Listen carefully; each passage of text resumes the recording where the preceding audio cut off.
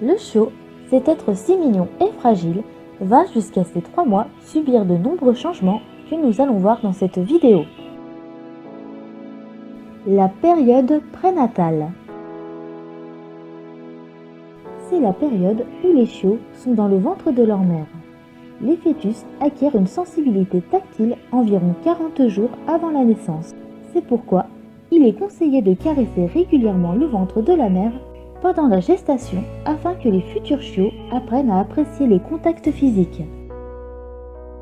La période néonatale. Elle s'étend de la naissance à environ 15 jours. Les chiots sont sourds, aveugles et ne perçoivent pas les odeurs. Ils sont incapables de se thermoréguler, il est donc indispensable qu'ils restent au chaud près de leur mère, aidés d'une lampe chauffante ou de ventilateur selon la température extérieure. À ce stade, les chiots rampent. Ils perçoivent les phéromones et ont le sens du toucher et du goût. 90% de leur temps est consacré au sommeil. Le reste du temps, ils le passent à la tétée. Après le repas, la mère lèche chaque petit activement, surtout au niveau de la région périanale, afin que les petits émettent des urines et des selles. Ce réflexe persiste jusqu'à environ 28 jours.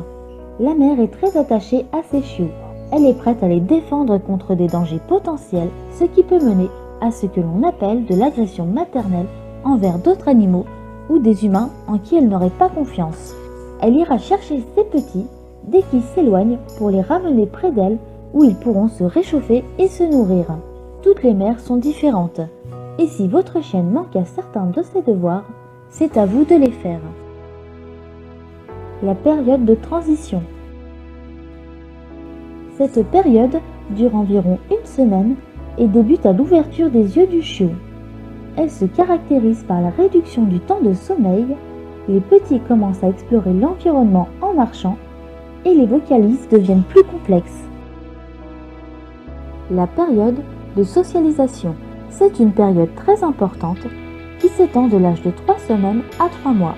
Toutes les informations acquises durant cette période par imprégnation seront conservées longtemps, parfois pour la vie entière.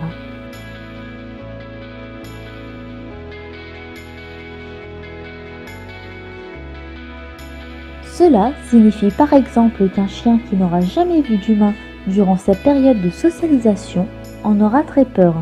Et il sera difficile de lui faire changer d'avis.